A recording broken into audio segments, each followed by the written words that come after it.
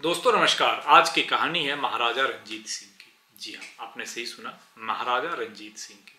वो एक छद्म लाइन है, किसी ने सच कहा है कि जियो ऐसा कि दुनिया जीना चाहे तुम्हारे जैसे। तो महाराजा रंजीत सिंह भी आज तक युवा पीढ़ी के साथ साथ सभी लोगों के लिए उतने ही प्रिय हैं और आचरण करने योग्य हैं, क्योंकि उनकी कृति और कार्यशैली उस प्रकार की रही थी। आज एक छोटी सी कहानी महाराजा रंजीत सिंह की। एक बार महाराजा रंजीत सिंह कहीं जा रहे थे कि सामने से एक ईंट बड़ी जोर से आके उन्हें लगी। अब थे तो राजा, आसपास संतरी सिपाही सब चल रहे थे। तो सिपाहियों ने नजर दौड़ाई तो देखा एक बुढ़िया एक आम के पेड़ पे पत्थर मार रहा था, और जैसे ही वो ईंट आके महाराजा को लगी थी, उस समय से वो बुढ़िया थर थर वहां पे कांप रहा था। सिपाहियों को बड़ा गुस्सा आया, उस बुढ़िया को उठा के वहां से लाया।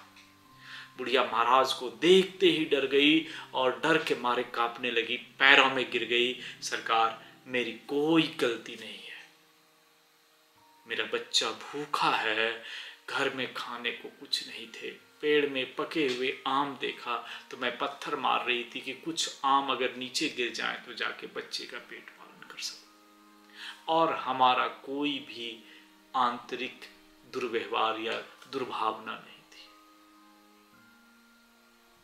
पर मैं क्या करती, किस्मत फूटी है। एक तो घर में खाने को नहीं है, बच्चे खाना खोज रहे और पत्थर भी मारे तो महाराजा को लगा, जिसकी सजा प्राण दंड से कम नहीं होगी।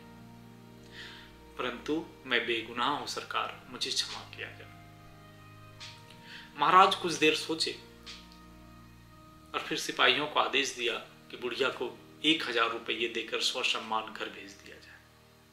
ये सुनकर सारे कर्मचारी विस्मित हो गए। ये क्या, एक तो पत्थर मारा, महाराज को पत्थर मारा, और उसके बाद महाराज उसे इनाम में 1000 रुपये देकर घर भेज रहे हैं। आखिर दे दिया गया, इनाम भी दे दी गई, बुढ़िया को भेज भी दिया गया। परंतु एक जो पुराने सिपाही सलार थे उन्हें से नहीं रहा गया। उन्हें पूछा, महाराज अगर धृष्टता क्षमा हो तो एक सवाल करो। बोला, बोलो। बोला, जिस कार्य के लिए सजा मिलनी चाहिए उसके लिए इनाम क्यों? महाराजा रंजीत सिंह बोले, ये हमारी प्रजा है। सबसे पहले तो हमारी गलती है कि उसके घर में भूखे हैं, यानी हमारी प्रजा भूखी है और मुझे पता नहीं है, हमारी खबर नहीं है। जबकि राजा का काम ये होता है कि उसके राजकाज में प्रजा में कोई भूखे ना रहे। और दूसरा ये है कि ये निर्जीव वृक्ष है, ये पत्थर लगने पर भी मीठे आम दे रही है और शौक से दे रही है। बुढ़िया जानबूझ के पत्थर मार रही है और उसके बाद वो अच्छे मीठे ताजे रस फल दे रहे हैं कि तुम जाके इसका रस पान करो। और हम तो मनुष्य हैं, मुझे तो गलती से वो पत्थर लगा, तो हमें तो उससे अच्छे मीठे फल देने चाहिए। तो तुम ही बताओ, मैं उसे दंड या खाली हाथ से कैसे लौट देता? अगर कुछ दुर्व्यवहार रहती, दुर्भावना रहती, गलत मनसा रहती तो ठीक है, लेकिन ये तो गलत मनसा नहीं है। तो कम से कम इस निर्जीव पेड़ से तो भले हैं।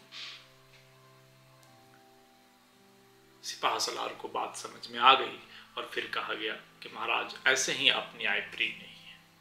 तो दोस्तों, पूर्वजों ने, पुराने लोगों ने अपनी जो एक नीति शास्त्र, एक परंपरा शास्त्र बनाई थी, वो अपने आप में एक बेहद सजीव सचित्रण और मूल्यांकन था।